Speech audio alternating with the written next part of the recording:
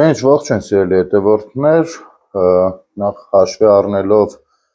ոչ այնքան բուռն արձագանքները, այնուամենայնիվ ընթերցասեր հասարակության եւ հետաքրքրվող հասարակության ցանկությունները, շարունակում ենք մեր ընթերցանությունը, ընթերցանություն բուն աղվանք եւ հայոց արևելից կողմանք գրքի նախ մի երկու անդրադարձ մեկնաբանություններին, իհարկե ես հասկանում եմ, որ չի կարող բում կամ անշլագ լինել, որովհետև ընթերցանությունը մի քիչ սպეციფიկ բան է ու եթե դրա մեջ չկան շատ էմոցիաներ, ինչ որ քաղաքական այսօրվա հետաքրքրող իրավիճակների շուրջ մեկնաբանություններ, հնարավորինս բուռն էմոցիոնալ խոսույթով, ապա դիտողականությունը բնականաբար ցածր կլինի, բայց ես դրանից չեմ մտակվում, այսպես թե այնպես այս գիրքը պետք է կարդալ, պարզապես փորձեցի կարդալ բարձրաձայն նաև ձեզ համար։ Նախ եւս մեկ դիտարկում մեկնաբանություններում մարդիկ են գրում, որ ամեն դեպքում ամեն մեկը ինքը պիտի կարդա գիրքը, այո, ես համաձայն եմ, բայց այնուամենայնիվ թեման այնպեսին է, որ հաշվի առնելով մեր քաղաքացիների զբաղվածությունը ինչու ոչ կան մարդիկ, ովքեր չեն սիրում կարդալ, բայց համաձայն կլինեին լսել, ապա կարող են իրենց աշխատանքի գործի ընթացքում ականջակալով լսել, էլի մի քանի բան կֆիքսվի, ինչ որ հարցում ինձ հետ հավասար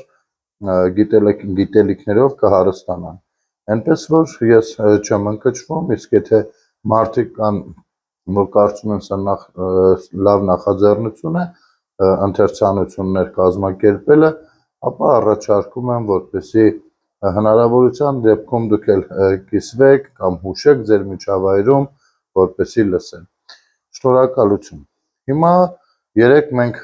ընթերցել ենք, իմիջիալոց ասեմ, որ ինչքանով է լավ, որ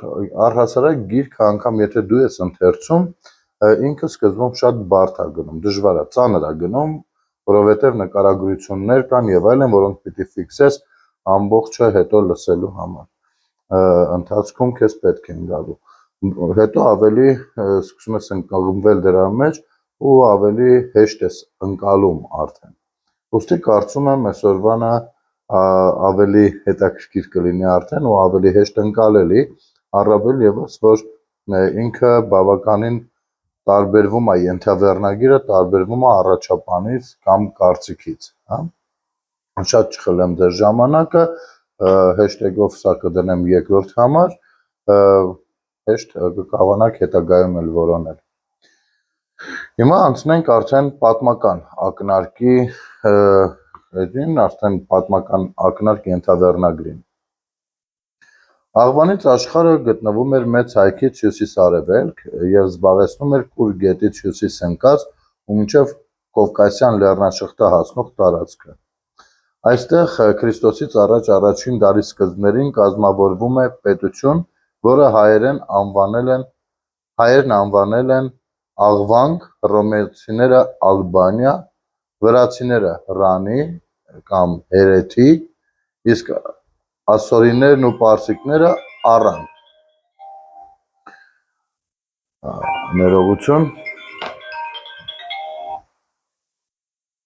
Ներողություն եմ խնդրում, նախապես չէի անջատել, հազար ներողություն։ Հասկացանք, չէ՞, ուրեմն Ալբանիան նաև որ երկրներն են ու քանի որ գնում է զուգահեռ ադրբեջանական կառավարության կողմից որոշակի աշխատանքներ կեղծելու ուղղությամբ պատմությունը, ապա սա լավ է իմանալու համար, այսինքն եւս մեկ անգամ մի քիչ խորքից գամ։ Այստեղ Քրիստոսից առաջ առաջին դարի սկզբներին կազմավորվում է պետություն, որը հայերն անվանել են Աղուանք, հա, հետո ուն վյա դարձել, որը շատ է հանդիպում առհասարակ լեզվական բանում։ Հռոմեացիները Ալբանիա, վրացիները Ռանի կամ Հերեթի, իսկ ասորիներն ու պարսիկները Առան։ Առան կամ Ալ-Ռան այն Բալկանյան Ալբանիայից տարբերելու համար ընդունված է անվանել Կովկասյան Ալբանիա։ Իհարկե սա առհասարակ կապ չունի այսօրվա ադրբեջանական կեղծ պատմության հետ, ովքեր փորձում են իրենց վերագրել որպես ալբանացիների հետևորդներ, եւ հենց այստեղ է, որ մենք կարող ենք հասկանալ, թե ինչու են դա փորձում անել, որպեսզի իրենց պատմությունը առնվազն 2000 եւ ավել տարիներով հնացնեն ու իրենց համարեն այդտեղ իբր էթնիկ ժողովուրդ, այլ պատմությունը վերագրում են իրենց։ Իսկ տարածաշրջանում հավատացեք, շատ պետություններ ու ցեղեր եկել են, գնացել են, ոմանք մնացել են, իրենք պարզապես զբաղված են գողությամբ, պատմագողությամբ, որովհետև ոչ մի կերպ չեն կարող համարվել էթնիկ ժողովուրդ, գոնե տեղանքում, իրենք թյուրքական ժողովուրդ են, ովքեր Քրիստոսից առաջ առաջին դարում ոչ մի կապ չունեին աշխարհի հետ։ Աղվանք, գրաբար աղուանք, ժամանակակից ուղղագրությամբ աղվանք։ Միջնադարյան հայ մատենագրիների մոտ նաև առան։ Աղվանքի մասին պատմաշխարհագրական բնույթի տեղեկություններ են հաղորդել ինչպես Քրիստոսից առաջ 4-ից 2-րդ դարերի անտիկ հեղինակներ, հույն աշխարհագրագետ, աստղագետ, մաթեմատիկոս եւ բանասեր Էրատոսթենես Կիրենացին, հին ստոիկյան փիլիսոփա, պատմիչ, աշխարհագրագետ, աստղագետ Պոսիդոնիոսը, ծովագնաց Պատրոկլեսը, նաև Քրիստոսից առաջ առաջին դարի աշխարհագրագետ Ստրաբոնը, Քրիստոսից հետո առաջին եւ երկրորդ դարերի աշխարհագրագետներ Պլինիոս Ավակը, Կլավդիոս Պտրոմեոսը։ Աղվանքի Ալբանիա եւ ալբանացիներ անվանումը հին աշխարհին հայտնի է եղել դեռևս Քրիստոսից առաջ 4-րդ դարից, Քրիստոսից հետո 10-րդ դար եւ 10-րդ դարում ըստ էության ավարտվել է, վերջացել է ամեն բան։ Աղվանքը հարավից կուր գետով սահմանակցել է Մեծ Հայքին, հյուսիսից Սարմատիային, արևմուտքից Իբերիայի թագավորությանը, արևելքից հասել է մինչև Կասպից ծովը։ Ջալալյանցի ձևակերպմամբ անցյալում աղվանքի սահմաններն էին արևմուտքից Կովկասի լեռներից բխող Եոր գետը, հարավից կուրը, արևելքից Կասպից ծովը, հյուսիսից խազիրները կամ հոները։ Ըստ այդմ Հակոբյանը վկայակոչելով անտիկ հեղինակներին հարավային սահմանի համար գրում է, որ անտիկ հեղինակների բազմաթիվ ու բազմազան տեղեկությունները հնարավորություն են տալիս հիմնավորելու, որ ալբանական թագավորության Մեծ Հայքի հետ ունեցած հարավային սահմանը իր ամբողջ երկարությամբ անցնում է Կուր գետով։ Այսպես Պտրոմեոսը Մեծ Հայքի նկարագրության մեջ գրում է. Մեծ Հայքը հյուսիսից սահմանազատվում է Կոլխիդիայից, ապա Իբերիայից եւ Ալբանիայից Կիրը եւ Կուրը նույնն է, գետով, անցնող վերոնշյալ գծով։ Ալբանիայի աղվանքի նկարագրության մեջ նույն հեղինակը գրում է. Ալբանիայի սահմանը հարավային մասում Իբերիայի սահմանից սկսած Մեծ Հայքի սահմանից սահմանազատվում է Կիր գետով, այն շարունակվելով մինչև Հյուրքանյան, այսինքն Կասպից ծով։ Մի փոքր ներքևում Պտրոմեոսը ճշգրտում է. Ալբանիայի քաղաքներն ու գյուղերը հետևյալներն են. Իբերիայի եւ Կովկասից սկիզբ առնող եւ կուր թափվող փակակից մեջ, որը հոսում է Իբերիայի եւ Ալբանիայի ամբողջ երկայնքով, նրանցից բաժանելով Հայաստանը, գետի միջև գտնվող հատվածում։ Կուր գետը հստակ երևում է որպես աղվանքի եւ Հայաստանի միջև սահմանազատող գիծ, նաև Պտրոմեոսի կոորդինատներով կազմված քարտեզների վրա։ Իմիջայլոց այս մեջբերումները որ կան, դրանք գրքում նաև ռուսերեն լեզվով են մեջբերված, այսինքն վերցված են կոնկրետ աշխատություններից, գուցե այդ բառագայում ռուսերեն։ Պլինիոս Ավակը, Քրիստոսից հետո առաջին դարի կեսեր, տալիս է մեզ հետաքրքրող սահմանի նկարագիրը։ Այսուհետ կարող ենք թվարկել Հայաստանի հետ ունեցած սահմանակից մարզերի տարածքում բնակվողներին։ Ամբողջ հարթավայրը սկսված Կուր գետից բնակեցնում են ալբանական ցեղը, այնուհետև իբերները։ Այս ցեղը, ալբանացիները, որ բնակեցվել են Կովկասյան լեռների վրա, հասնում են մինչև, ինչպես ասվել է, Հայաստանի եւ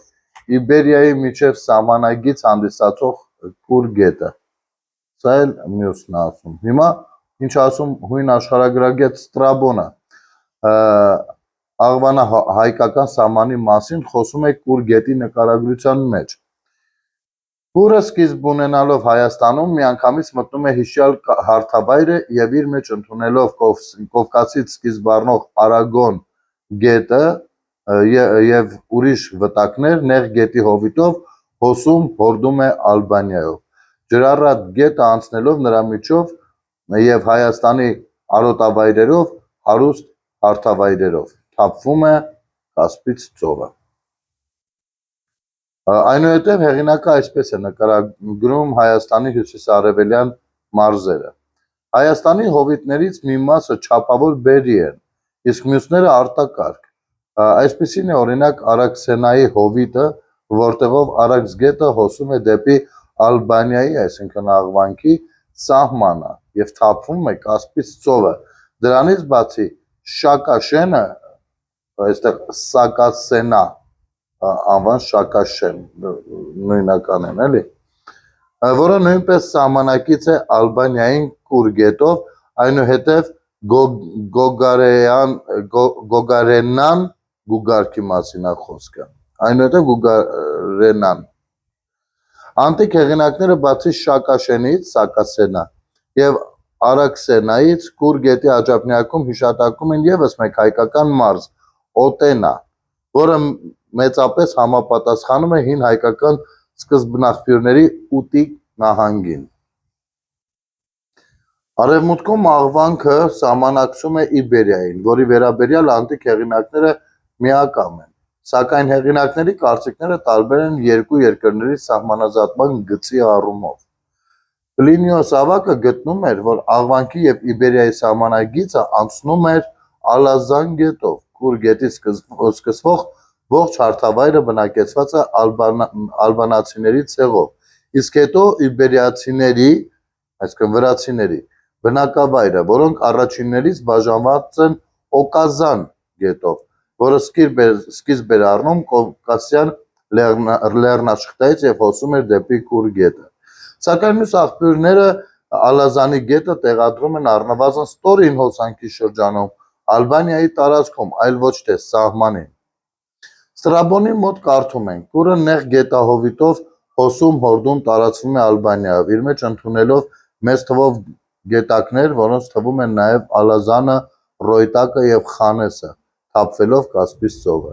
Ինչպես տեսնում ենք, այս կտորում Ալազանի գետը հիշատակվում է այն բանից հետո, երբ նշվում է, որ Կուր գետը անցնում է Ալբանիայի սահմաններից ներս, հետևաբար Ալազանին հոսել է Ալբանիայի տարածքով։ Պտղոմեոսը նկարագրում է. Իբերիայի եւ Աղվանք Ալբանիայի միջև եղած սահմանագիծը Կուր գետից մինչև Կովկասյան լեռները տալով նրա կոորդինատները, սակայն ոչինչ չի ասում սահմանազատող գետի մասին։ Ընդ որում այդ գծից դեպի արևելք հոսում է գետ, որը սկիզբ առնելով Կովկասից Կուր գետի մեջ թափվող սահմանին զուգահեռ, որն ամենայն հավանականությամբ Ալազան գետն է։ Սա արդեն ասում է Պտղոմեոսը։ Ըստ հունա-լատինական աղբյուրների վաղ շրջանում Աղվանք Ալբանիայի հյուսիսային սահմանն անցել է Կովկասյան լեռներով, անջատելով հյուսիս-կովկասյան տափաստանները եւ նրա քոչվոր բնակիչներին, իսկ արևելյան սահմանը հասել է մինչև Կասպից ծովը։ Ալբանացիների Կասպից ծովի ափին ապրելու վերաբերյալ հիշատակում են հին դարերի բազմաթիվ հեղինակներ՝ Պատրոկլեսը, Արիստոբուլոսը, Էրատոսթենեսը, Ստրաբոնը, Պոմպոնիոս Մելան, Պլինիոս Ավագը, Վալերիոս Ֆլակոսը, Կորնելիոս Տակիտուսը, Պլուտարքոսը, Դիոնիսոս Ալեքսանդրացին, Կլավդիոս Պտղոմեոսը, Նիկոֆորոս Բլեմիդը, Ավիանոսը, Պրիսիանոսը,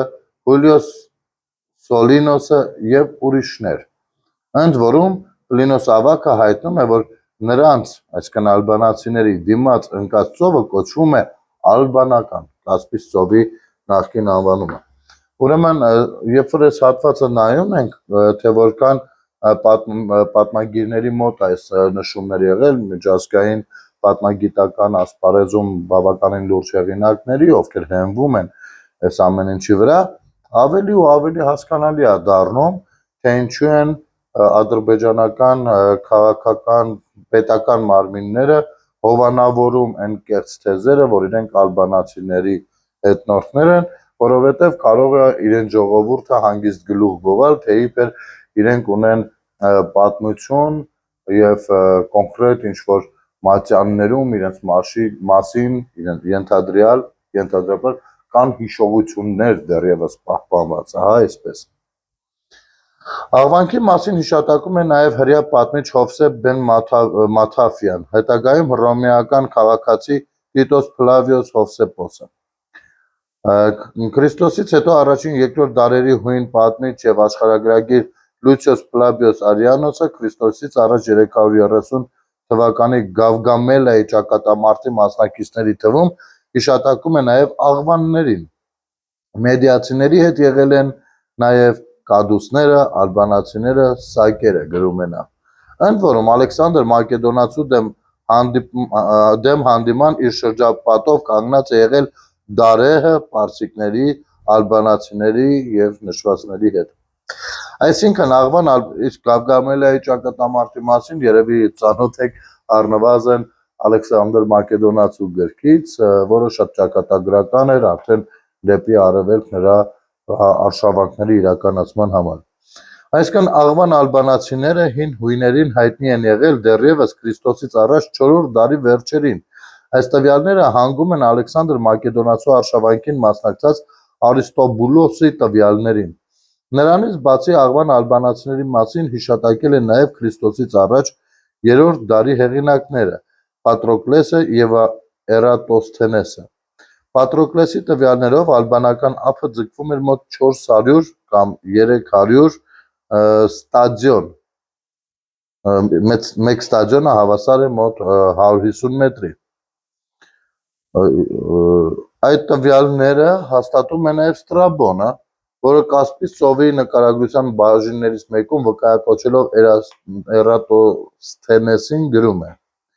Էրատոսթենեսի խոսքերով այս ծովի շուրջ հելլեններին հայտնի երթուղին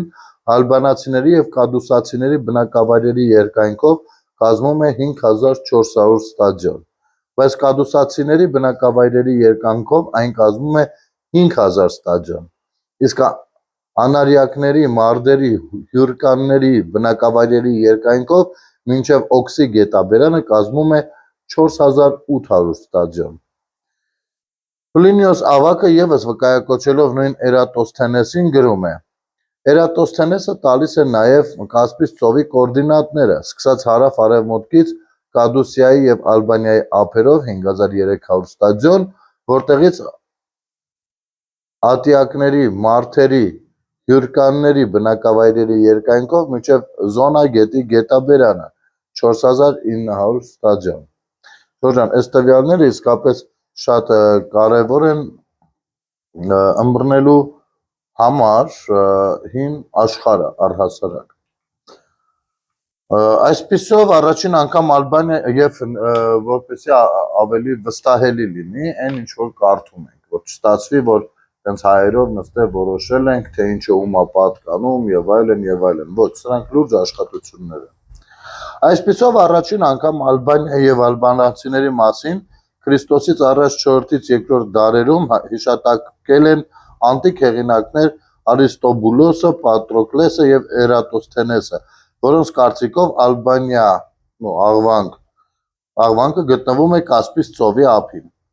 Աքեմենյան կայսրությունը, որի կազմի մեջ էր գտնվում աղվանք Ալբանիայի տարածքը, նկարագրված է անտիկ հեղինակներ ավագ լոգոգրաֆ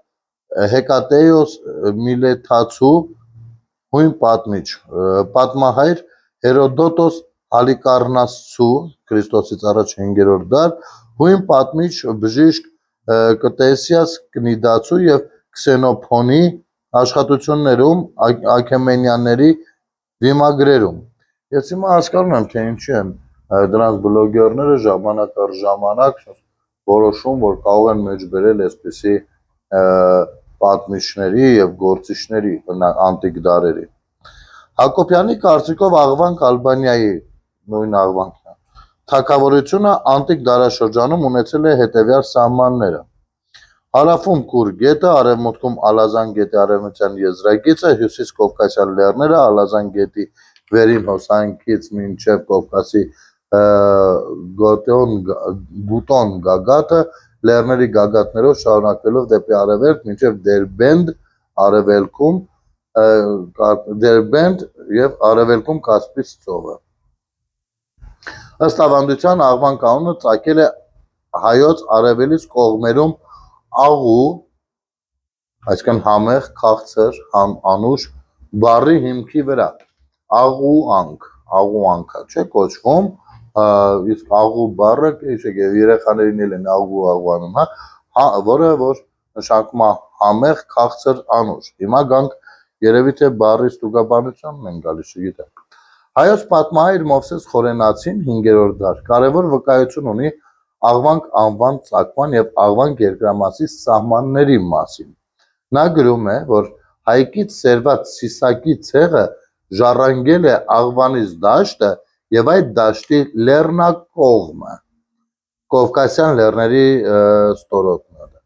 Այնուհետև հայոց Վաղարշակ թագավորը հայոց արևելյան հյուսիսային կողմի Կուր կոչված մեծ գետի ընթացքով, որ անցնում է մեծ դաշտով, կողմնակալ է նշանակել Սիսակի որդի Առանին։ Երկրամասի աղվանք անվան ծագման մասին Խորենացին գրում է, որ աշխարհը երկրամասը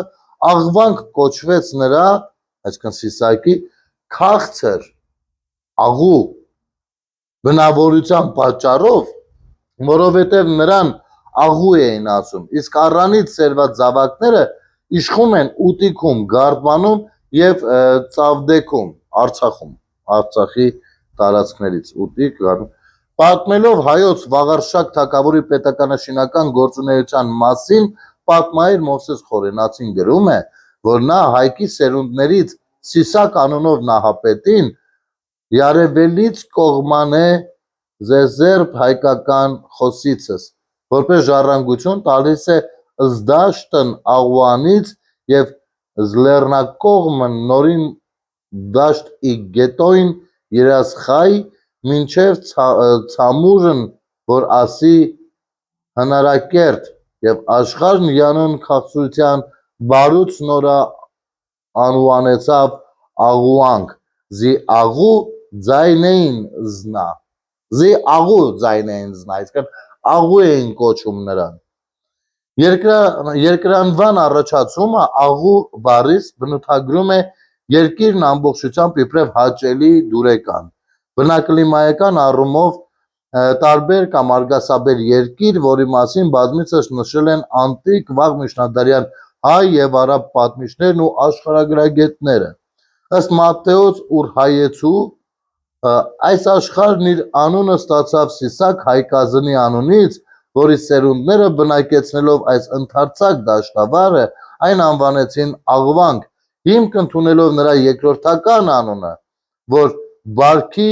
քաղցրության համար աղու էին կոչում։ Ինչպես ասում է Խորենացին, անցյալում աղվանքի սահմաններն էին արևմուտքից Կովկասի լեռներից բխող Եոր գետը, հարավից Կուրը, արևելքից Կասպից ծովը, հյուսիսից խազիրները կամ հոները։ Աղվանքն ուներ հզոր թագավորներ, որ են Ուրնայրին հիշում եք երևի նախորդ եթերից, Ուրնայր, Հռչական, Միհրաբան, Սատո, Ասա, Եզվաղեն, Վաչե, Վաչական, Գուշագտակ, հետո Փիլիպպե, Սևադա, Սենեքերիմ, նույնպես հիշում եք նախորդից, եւ Գրիգոր։ Ուներ նաև հռչակավոր եւ բազմաթիվ ու գեղեցիկ վանքեր, սրբասուն կաթողիկոսներ, գիտուն քահանաներ եւ բազմամբող ժողովուրդ։ Հայերեն աղվանք անվանումը հայ-հռոմեական հարաբերությունների ժամանակ հայերի միջոցով փոխանցվել է հռոմեացիներին, որոնք լատինական հնչողությամբ այն անվանել են Ալբանիա ձևով, այսինքն ոչ թե Ալբանիա անունն է, հռոմեական կայսրությունից մնացել է այստեղ ու դարձել աղվանք, այլ հակառակը։ Աղվանքի անվանման ստուգաբանությամբ զբաղվել է Ն. Մարը, այն համեմատելով դաղստանյան լեզուներին, որոնց ցեղերից մեկի լակերի լեզվում պահպանվել է առ բառը դաշտավայր իսկ խնալուղների լեզվում այն գործածելով որպես ջերմ ու տաք հարթավայր, ձմեռային արոտավայր հասկացողությամբ։ Ստրաբոնի վկայությամբ աղվանից աշխարհը բնակեցված եղել 26 տարալեզու սեփական թագավորներով, ցեղային առաջնորդներով, կառավարվող ցեղերով, որոնց անտիկ հեղինակները հավաքական անվանումով կոչել են աղվան։ Աղվանական ցեղերի մեջ տարբերվում են հիմնականում երկու էթնիկական կովկասյան և դրսեկ լեզվաընտանիքներ։ Վերջիններն իրենց հերթին բնորոշվել են իբրև իրանալեզու սկյութական ցեղեր։ Հենց այս ցեղերն էլ սկսել են աղվանական ժողովրդի կազմավորման գործընթացը։ Դրանով է պայմանավորված այն, որ աղվանացիներն աստիճանաբար ձուլվել ու 8-րդ դարից հետո իբրև հավաքական ընդհանրություն անհետացել են պատմության թատերաբեմից։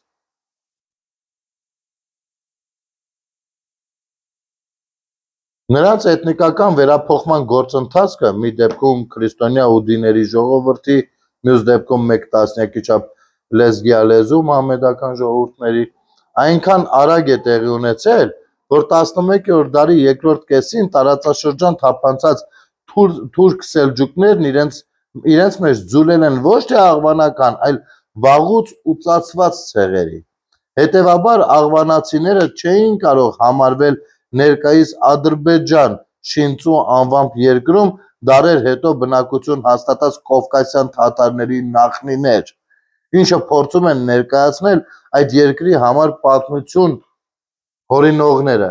միաժամանակ համերկրացիներին անվանելով աղվանացիների նյութական ու հոգևոր մշակույթի կրողներ։ Այդպիսիք նրանց համար կարող են լինել լոկ հիշյալ օղուզական ցեղերի հետնորդները, իսկ այսօրվա ադրբեջանցիները պատկանում են թյուրքական լեզվաընտանիքի օղուզական խմբին, մինչդեռ աղվանացիները արևելակովկասյան լեզվաընտանիքի ճյուղերից էին։ Ինչպես գրում է Ա. Հակոբյանը,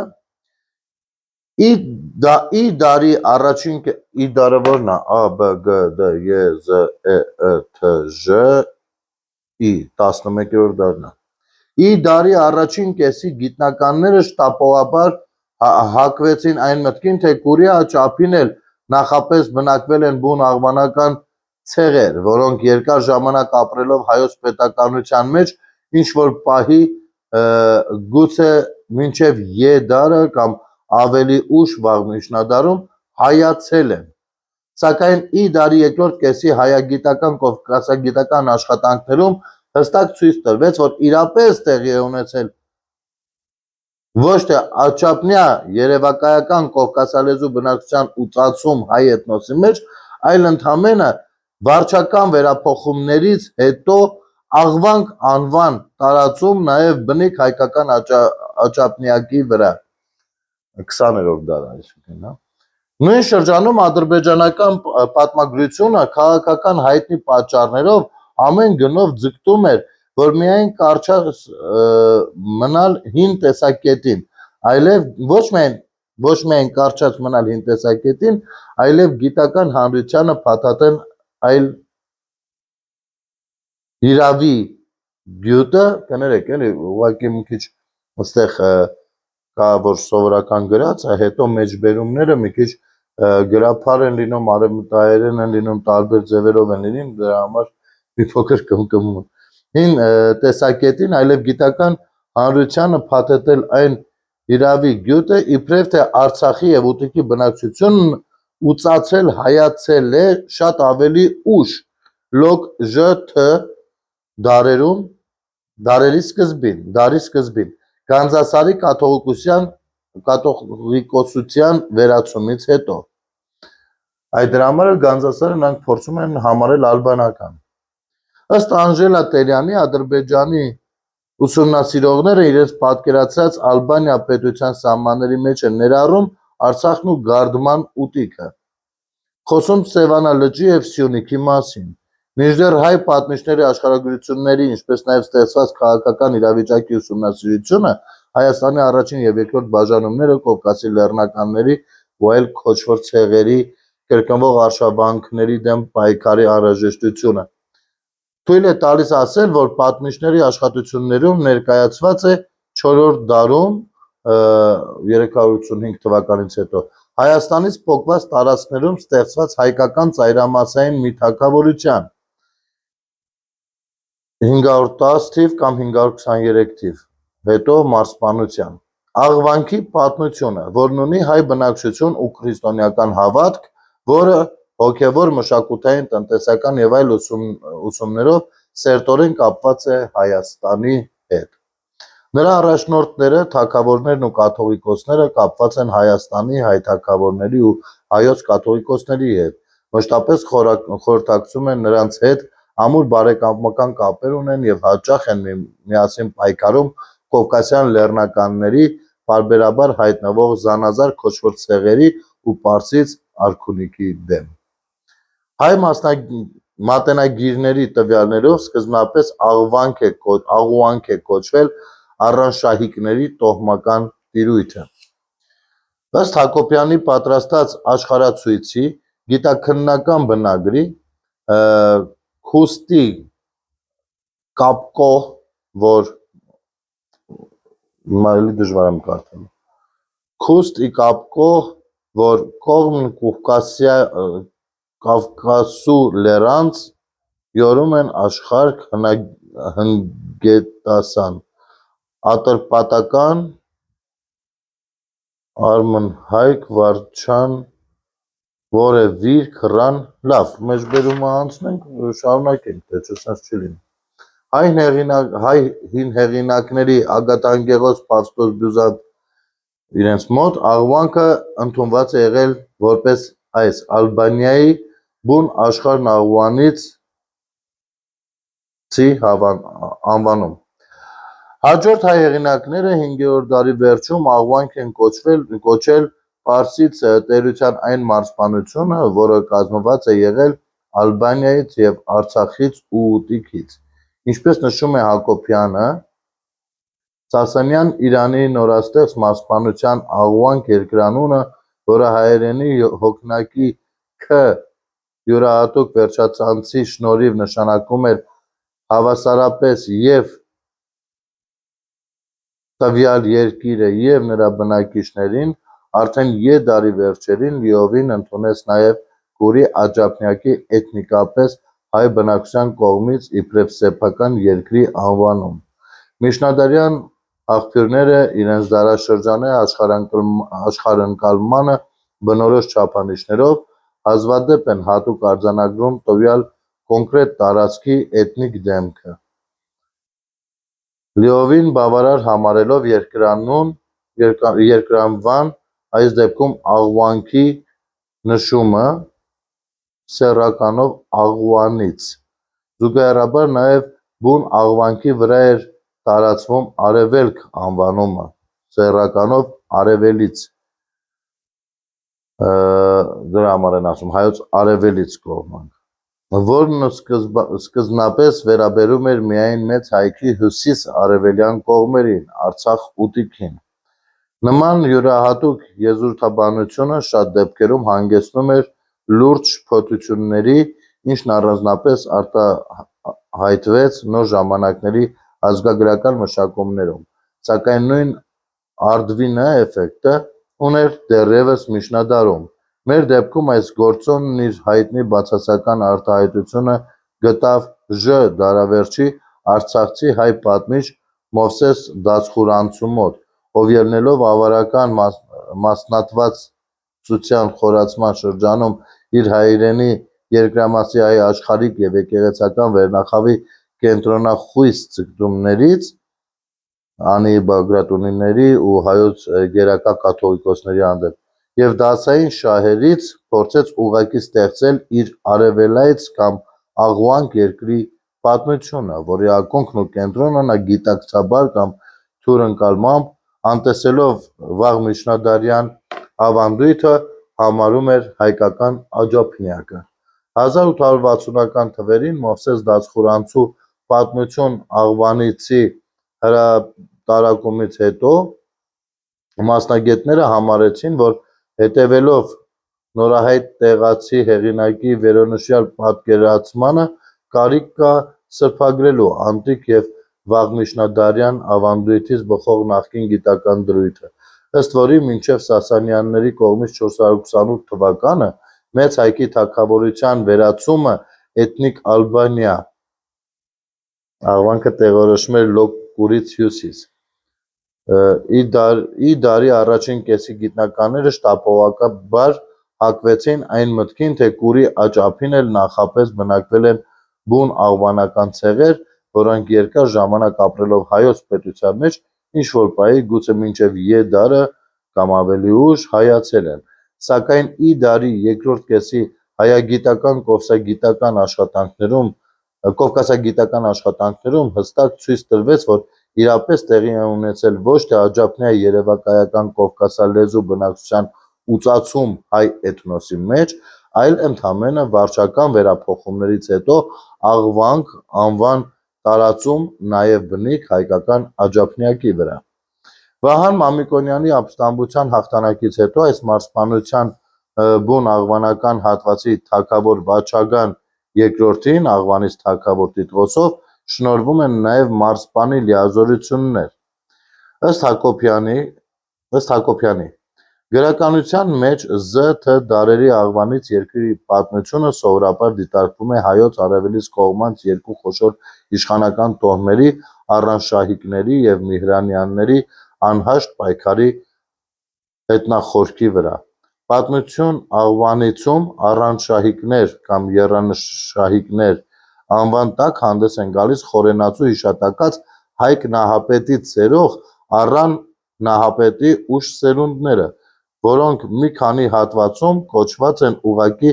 Հայկազնյայք կամ Հայկազունի։ Ըստ պատմահոր Մեծ Հայքում պարթև արշակունիների իշխանությունն ավանդաբար Ք.ա. Բ դարում հաստատած Վաղարշակ արքան, որի կերպարի տակ իսկապես հանդես է գալիս առավելաբար Տրդատ Ան (Ք.ա. I դար) Հայաստանի հյուսիս-արևելյան կողմնակալ բյուրավոր էր նշանակել Հայկից սերող և Սիսական Սյունիք նահանգը խորհրդանշող Սիսակի սերունդից Առանին, ումից էլ ծագել են Ուտիկ և Արցախ նահանգների տարածքի ժամանակի 4 իշխանատոհմերը՝ Գարդմանացույց, Ծավդեացույց և Գարգացույց, ընդ որում Սիսակի աղու (քաղցր մեղմ) մականունից այդ տարածքն անվանվել է Աղուանք։ Ի դեպ, քաղելով խորենացու պատումը Մովսես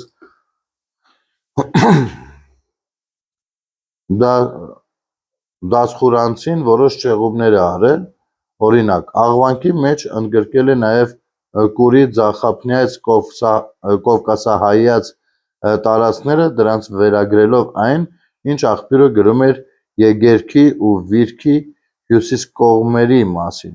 Բացի այդ, աղու մականունը վերագրում է Առանին, ցավոք այդ շեղումները թե՛ անցել են որոշ հետագա պատմիչների, թե՛ շտապողաբար ընդունվել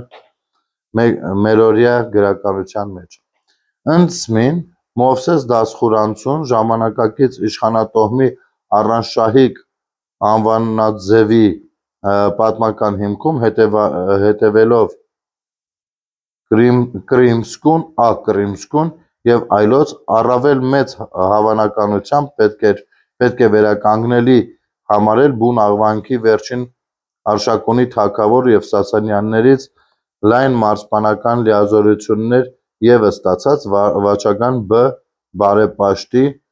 (485-523) պաշտոնի իրանական պաշտոնական Առանշահ անվանումը։ Հարությունյանը Աղվանք անվան բացատրության վերաբերյալ գրում է. Իսկ ի՞նչ է նշանակում աղու, որից Մովսես Խորենացին բխեցնում է երկրամասի անունը։ Նոր բառագիրք հայկազյան լեզվի բառարանում այդ մասին գրված է. Իբր աղիվ համեմեալ, համեղ, քաղցր, անուշ, հալավեթլիռ։ Պարզվում է նաև, որ թուրքերեն գրող մի հեղինակի մոտ աղու նշանակում է թույն։ Նշանավոր լեզվաբան Աճառյանը, նկատի ունենալով վրացերեն գալովեբա քաղցրանալ բառում հայերենից փոխառած ալով մասնիկը ցույց է տալիս, որ աղուն ծագում է աղ բառից, իբր նշան համի կամ քաղցրության, փափկության, սիրունության, որից աղու, քաղցր, անուշ։ Ես հասկանում եմ, որ շատերը աղը, քաղցր եւ լեղի բառերի մեջ ընկան մտքերով, դրա բացատրությունը վստահեք նույնպես պիտի որ լինի։ Եվ փոխաբերաբար կեղծավոր քծնողն է, հա, խոր պիտնար, ես ինչ բաներ է, չեմ կարող հասկանում։ Մի քիչ մասնագիտական արդեն գալիս էլի։ Թող կեղծավոր քծնողն ընգամիտ։ Ոսկ մեր թվարկությունից առաջ 4 պիտ ու մասնիկի համար կծու համեմատաբար կծու թթու հատու։ Այլ խոսքով աղվանք անվանումը վերաբերում է մեծ հայքի թագավորության հյուսիսարևելյան տարածքներին, հետևաբար պետք է մտածել այն մասին, թե ինչպես այդ անվանումը հայտնվել կուրի ձախապնյակում հանդես եկած պետության վրա։ Հարությունյանը քննարկումներից հետո եզրակացնում է, որ սկզբնական ալոբը եւ նրանից առաջացած ալովը, ալուանք, ալբանիա, ալուանք եւ աղուանք, աղով, այս երկու ալոբը եւ ալովը, որ բ եւ վ, հա, ալբանիա, աղվանք եւ ալու աղուն, բացի վերը նշված իմաստներից ունեցել է պարարտ, արգասաբեր իմաստը, որի վրա գումարվելով ան վերջացանցը ծնել է արգասաբեր վայրի իմաստ, դրա վրա դրվելով K հոգնակյակերտը, նրան տվել է աշխարհագրական տեղանքի կամ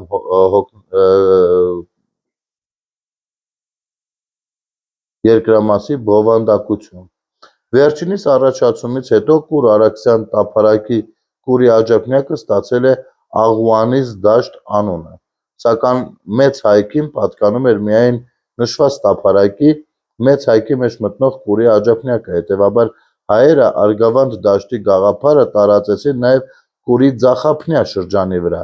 եւ երբ այնտեղ ձևավորվեց ինչ-որ մի անուն ունեցող պետություն, հայերն այն կոչեցին Աղվանից պետություն կամ Աղվանք։ Վաչագան բարեպաշտ թագավորի հորեղբայր Վաչե Բ-ն իր իշխանության վերջում ապստամբել է եւ պատերազմ մղել պարսիկների դեմ, որոնք ստիպել էին նրան ընդունել զրադաշտական կրոնը։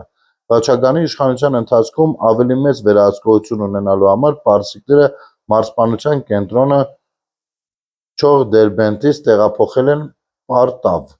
որը գտնվում էր Ուտիքում, Տրտու գետի հովտում, ավելի զարգացած Արցախ աշխարհի հանդիման։ Աղվանքի թագավոր վաչական բարեպաշտի գահ բարձրանալու մասին Ա. Հակոբյանը գրում է. Ներեցեք։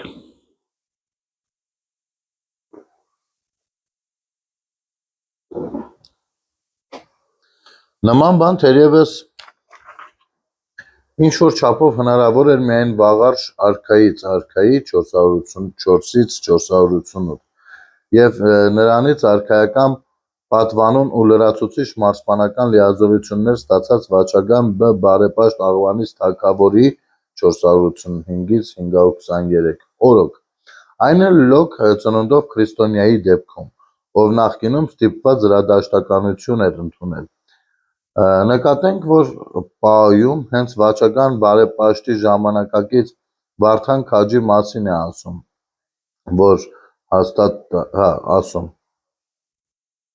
որ հաստատացյալ ի Քրիստոս։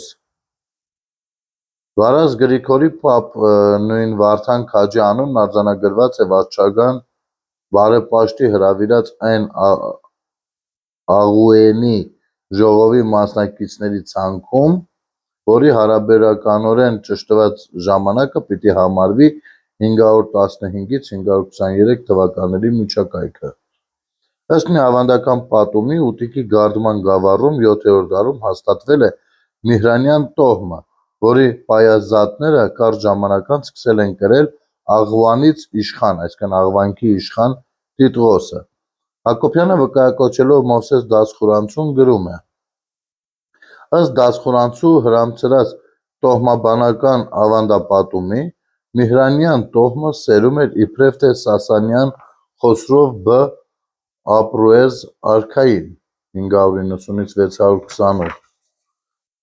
ազգակից Ոմն Միհրանից, որը Բնդոյի ու Վստամի 595 թվերի խռովության ճնշումից հետո 30,000 երթով փախել էր հյուսիս, բայց խազարների մոտ չհասած Խոսրովի ներման հրովարտակով հաստատվել էր Գարդման գավառում, ուր դավադրաբար սպանելով տեղի առանշահիկներից 12 իշխանների գրավել էր նրանց հողերը։ Միհրանի թոռան որդի Վարդանը, ով արդեն քրիստոնեություն էր ընդունել, իբր նոր հաշվեհարդար էր տեսել մյուս առանշահիկների հետ, կենդանի թողնելով լոկ իր փեսա Զարմիհրին բ.ժ. գլխի բուն տոհմացանքը դասխուրանցին հավանաբար քաղել է 684 թվականի պատմությունից, որի ականատես հեղինակը 630-680-ական թվականներին անցքերը շարադրում է բավականին հանգամանալից և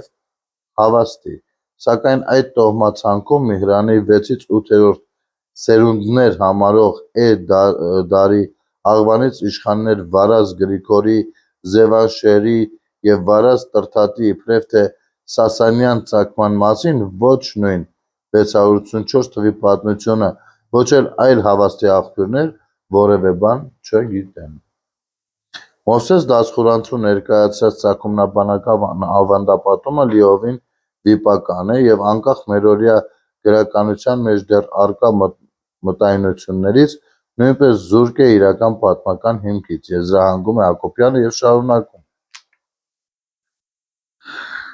Ըստ Մովսես դասխուրանցուն հասած պատկերացումների, Ը դարից Միհրանյան (միհրական) տոհմն աստիճանաբար թուլանում ու մարում է, իսկ նրանից փեսայացած Զարմիհրի ժառանգները առանշահիկները վերելք են ապրում։ Թ.Դ. 20-ական թվերի սկզբին Դադիվանքի խորաձորում սպանվում է Միհրանյան վերջին իշխան Աղվանից Վարազ Տրդատ Բ-ն և նրա մազապուրծ կինն իր դստերը կնության է տալիս Խաչենի առանշահիկ իշխան Սահլ Սմբատյանի որդի Արտներսեհին։ Բայի նախավերջին գլխի պնդումներով այդ պատասխանատվությունից ծնվեցին Աղվանից հզոր իշխաններ Գրիգոր Ատրներսեհյանը, Սահակ Սևադան (Თ.Ժ. դարի սկիզբ) և վերջապես Փարիսոսի թագավոր Հովհաննես Սենեքերիմը։ Թերևս հենց այս վերջին հանգամանքը պիտի համարվի առանշահիկների ու Միհրանյանների պայքարի և խնամյանալու վիպականացված ավանդապատումների ստեղծման պատճառը։ Վերջում կարելի է հավելել, որ Վարազ Գրիգորի նախնիներին առսպելական Միհրանյանների հետ միախառնելու եղանակը Մովսես դասխուրանցու աշխատանոցում եզակի չէ։ Իր ավելի վաղ գլուխներում պատմիչը ճիշտ նույն եղանակով միախառնել էր Հայկ Նահապետի սերունդներին և իրականում Արշակունի Վաչագան քաջի տոհմը, որը թույլ էր տվել նրան էլ ավելի նշանակալից ու բազմարժան ծագումնաբանական պատկեր ստանալ խաչենցի առանշահիկների համար։ Միհրանյանների տոհմից հատկապես նշանավոր է եղել Ջևանշերը, որի պալատական դպիրն է եղել հավանաբար Մովսես դասխուրանցու Աղվանից պատմություն գրքի աղբյուրի 684 թվականի պատմության հեղինակը։ 428-ից 451 թվականներին վարչական փոփոխություններից հետո մինչև 5-րդ դարի վերջերը առան Աղվանք անունն ամբողջովին տարածվել է նաև Կուռի աջափնյակի Արցախ և Ուտիկ հայկական նահանգների վրա և ընդունվել այդ տարածքի հայոց արևելից կողմանքի բնակչության կողմից։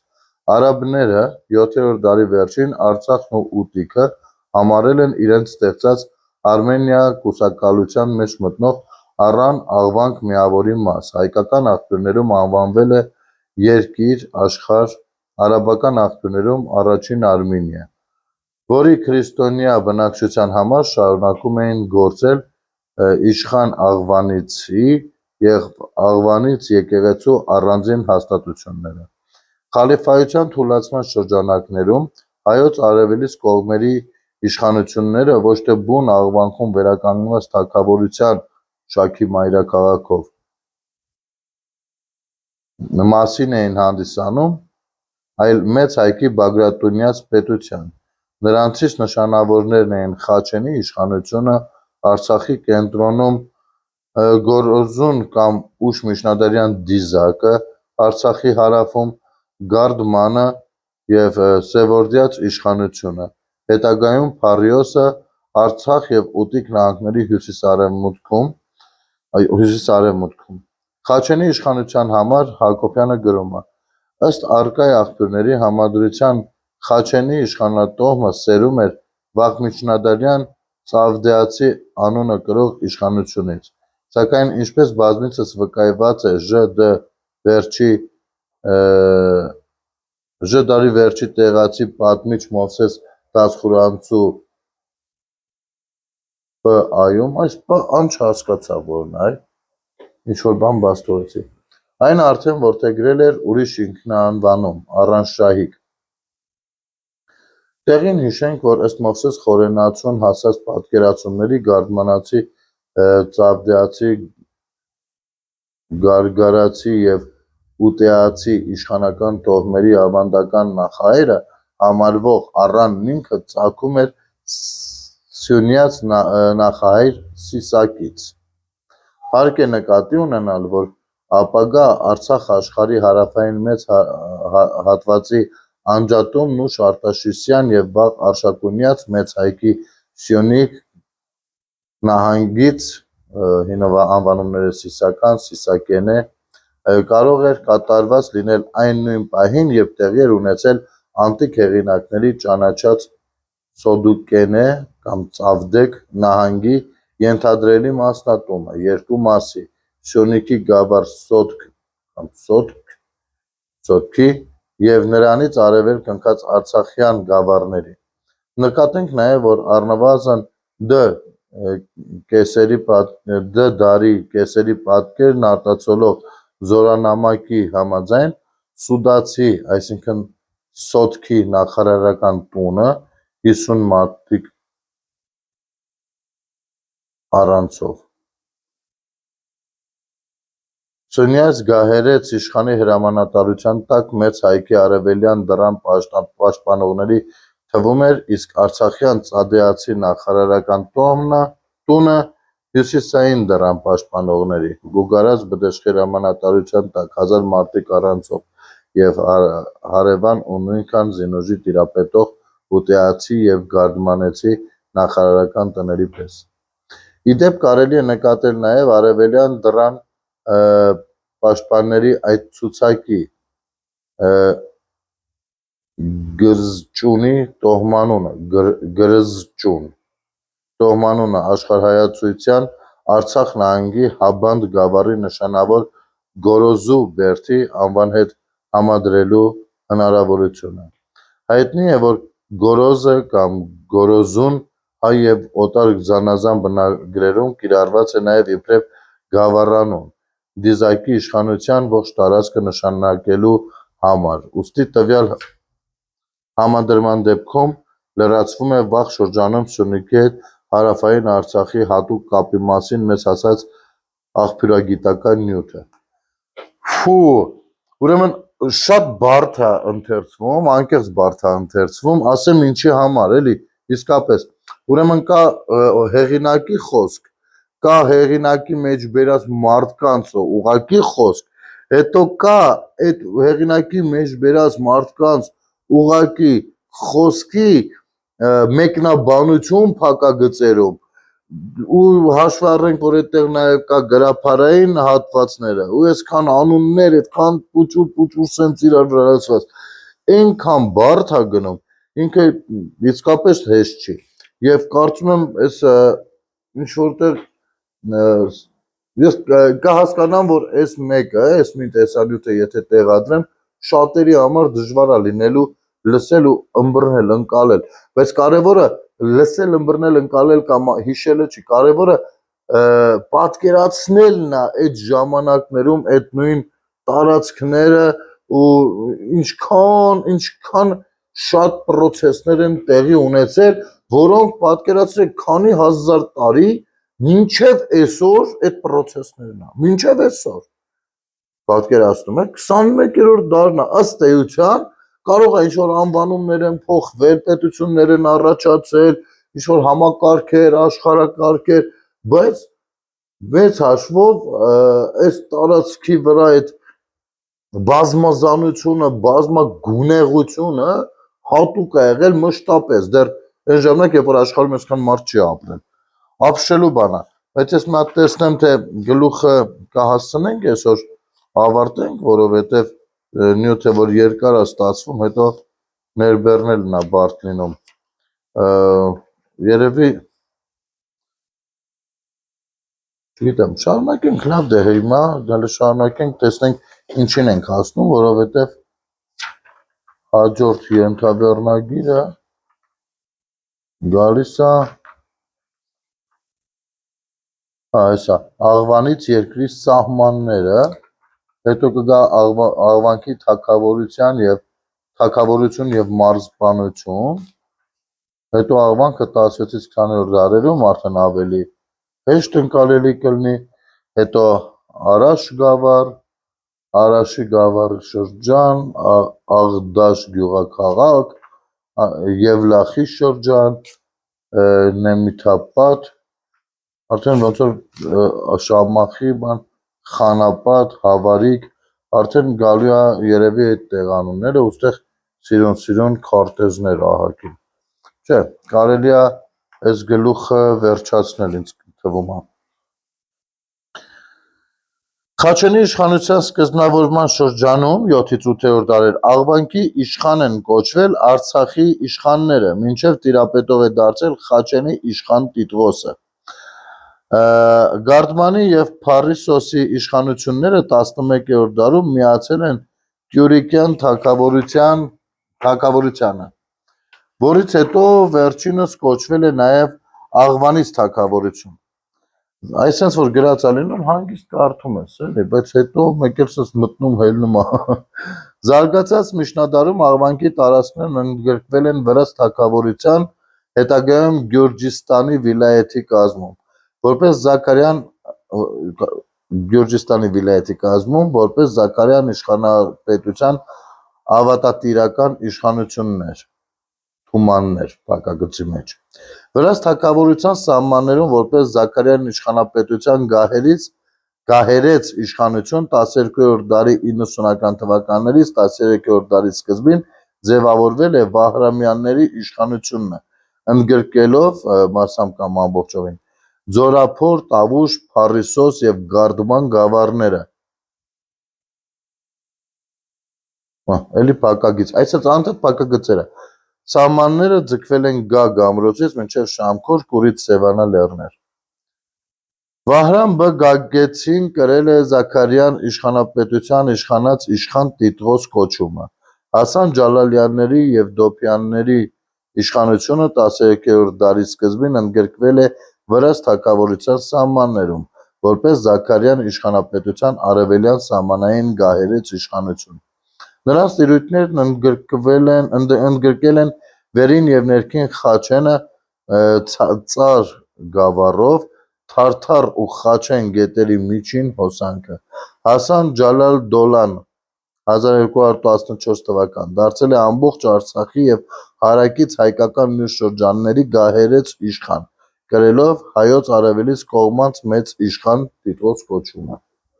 Զարգացած և ուշ միջնադարի աղբյուրներում աղվանք անվան նշանակությունները հաճախ հստակ չեն եղել։ Դա պայմանավորված է այն փաստով, որ այդ ժամանակ այլևս վաղուց գոյություն չէ ունեցել ոչ աղվանք Ալբանիա պետությունը, ոչ առանշահիկների իշխանությունը։ Երբեմն իրենք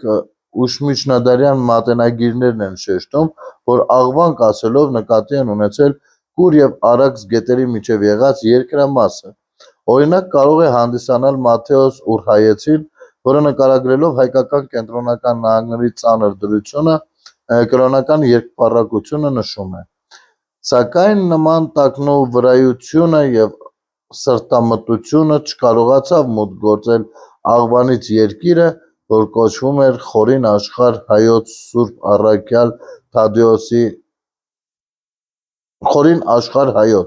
Սուրբ Առաքյալ Թադեոսի աթոռանիստը։ Այդ երկրում աթոռի բաժանում տեղի չունեցավ,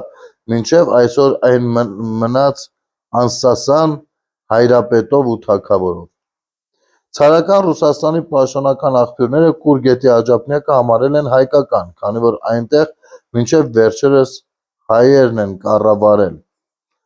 Ռուս հետազոտող Նիկոլայ Ֆրալովսկին շեշտել է, որ այդ տարածքների հնագույն բնակիչները հայերն են, իսկ թաթարները եկվորներ են Կասպից ծովի մյուս կողմից։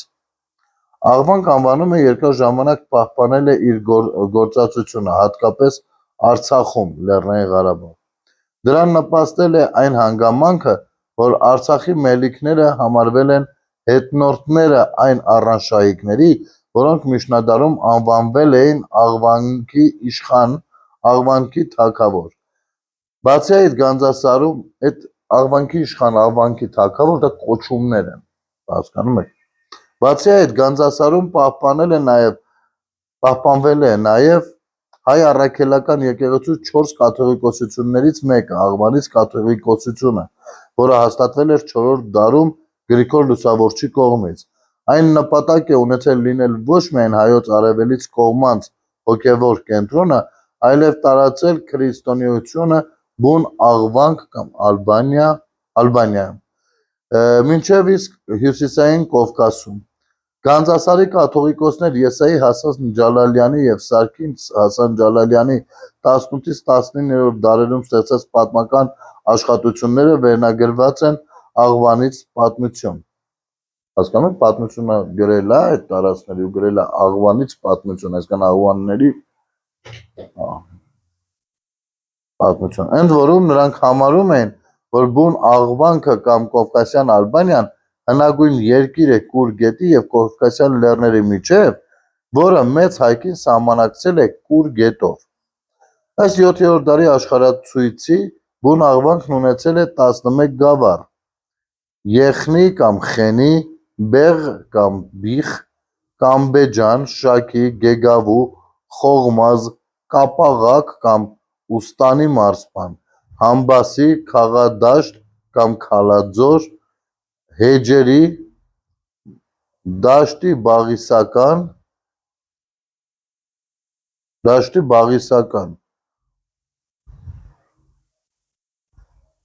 Աղվանքի տնտեսական, քաղաքական եւ մշակութային հնագույն կենտրոնն է եղել Ավթարանի հովիտը։ Այստեղ են կազմավորվել աղվանական քաղաքային հնագույն համայնքները,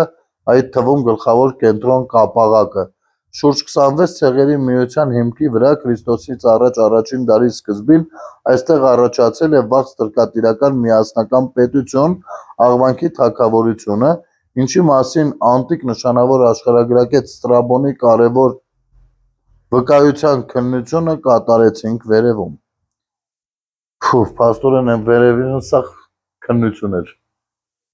Հռոմեացի զորավար Գնեոս Պոմպեոսը նույն դարի 66-ից 65 թվականներին կռվում հաղթելով նոր ձևավորված պետության թագավոր Օրոիսեսին, նրա տերությունը դասում է եւ էլի ուրիշի ուղակի խոսք։ Այսինքն շատ բարդ է գրած։ Հռոմին բարեկամ ու դաշնակից երկրների շարքում, ապա Աղվանքի արևմտյան տափաստանային Կամբիսենե Կամբիճեան գավառը կենտրոնական շրջաններից բաժանող Ալազան գետի ստորին հոսանքին, ըստ պահպանված հատվածների Ալբանտոս անվանումով, որի այն կողմում երկու մեծ ճակատամարտ տվեցին։ Դրանցից առաջինը թերևս տեղի էր ունեցել աղվանական բանակի փոքրաթիվ ուժերի դեմ, որոնց գլխավորում էր թագավորի անունով հիշատակված Կոտիս կամ Կոսիս եղբայրը։ Պոմպեոսն անձամբ մենամարտեց նրա դեմ և կարողացավ նիզակահար անել։ Երկրորդ ճակատամարտն արդեն օրոյս թագավորի գլխավորած ամբողջ աղվանական զորքի դեմ էր, այսինքն, ինչպես աղբյուրներն են նշում, 60,000 հետևակի և 12 կամ 22,000 հեծելազորի։ Սրա մասին արդեն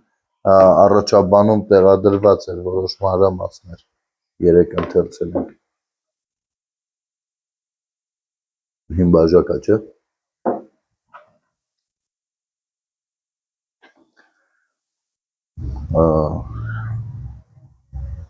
Բայց ինձ գիտեք ինչն է հետաքրքիր, այս ամեն ինչ իմ կարծիքով պիտի այս աշխատությունները տարբեր լեզուներով, գիտական տարբեր հարթակներում պիտի ներկայացնեին երևի, հենց այն ժամանակ, երբ որ դեռ Արցախը հայկական էր ու հայեր են ապրում, եւ մեր Արցախի ժողովուրդը, քույրերն ու եղբայրները պիտի այս ամեն ինչը սերտած լինեին ցանկացած իրավիճակում, որովհետև այդ տարածքի բուն պատմությունն է, էլի, եւ գիտեք, այլ լեզուներով եթե կարողանար սա ներմուծել ինչ-որ կերպ ադրբեջանական տիրույթ, իմ կարծիքով այդտեղ հասարակության մեջ ահագին բաներ կշարժվեր, որովհետև հիմա էլ կան այնտեղ տարբեր ժողովուրդներ, ովքեր իրենց կգտնեին այստեղ։ Հասկանում եք, Ադրբեջանը տենց հեշտ ու միատարր ժողովուրդ չեն, էլի ադրբեջանցիները, ադրբեջանցի դեռ անվանում են բոլորը բոլորին, բայց այնտեղ տարբեր ժողովուրդներ կան, ովքեր իրենց այստեղ կգտնեին, ու հնարավոր այս ասատագրական պայքարների մեջ տրամադրություններ սկսեին փոխել հենց այնտեղից ներսում, բայց չեմ կարծում, թե Արցախում նման աշխատանքներ, գիտական աշխատանքներ, որոնք կարելի էր հանրայնացնել ու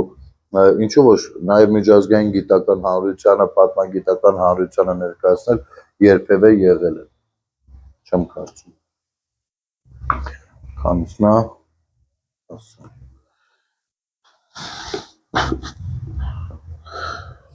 Նորանվաճ երկրի մասին սկսում են խոսել հին աշխարհի նշանավոր աշխարհագրագետներ Ստրաբոնը,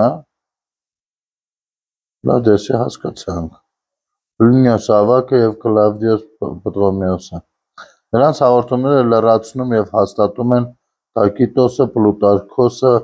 Ապիանոսը, արդեն Քրիստոսից հետո երկրորդ դար, Դիոն Կասիոսը 2-3 դարեր եւ այլք։ Նրանց տվյալներով Աղվանից պետության սահմանները հյուսիսում հասնում էին մինչև Կովկասյան լեռնաշղթայի Կերաունյան կամ Շանթային ճյուղը և նրա շարունակությունը կազմող Սոանա գետը, արևելքում Կասպից ծովը, արևմուտքում Ալազանի միջնահովիտը, իսկ հարավում Կուր գետը։ Այդ պետության մայրաքաղաքն է եղել Կապաղակը, ներկայիս Կուտկաշենի շրջանի Չուխուր կամ Կաբալա գյուղի մոտ։ Նշված սահմաններում պարփակված երկիրը հունահռոմեական հեղինակներն անվանել են Ալբանիա, այս էլ արդեն մյուս տեսակետն է, էլի անցնում, և որպես տեղանուն գործածել միմյանց այս սրկոկասյան սույն պատմական միավորի համար։ Աղվանքի վերաբերյալ նույն քաղաքական սահմաններն են ցույց տալիս նաև հայկական աղբյուրները և հատկապես աշխարհացույցը։ Այստեղ հայ աշխարհագրագետը մեզ հետաքրքրող երկիրն անվանում է Բուն Աղուանք և տեղադրում ընդմեջս Մեծի, Գետոյ, Սկուրայ և Կովկաս լեռինն, ինչը համապատասխանում է անտիկ հեղինակների ճանաչած Ալբանիա երկրի աշխարհագրական եզրագծերին։ Ալբանիա և Բուն Աղվանք անվանումները կիրառվել են Աղվանից պետության գոյության ողջ ընթացքում կազմավորումից մինչև վերացումը կամ ժամանակագրական առումով Քրիստոսից առաջ առաջին դարի սկզբներից մինչև Քրիստոսից հետո 5-րդ դարի սկիզբը։ Տեղին է արձանագրել, որ այս ամբողջ ժամանակահատվածում Ալբանիա հարավային սահմանն անցել է Կուր գետով, որը նրան բաժանել է Մեծ Հայքից, այսինքն 11-րդ դարում իրանք վերացել են։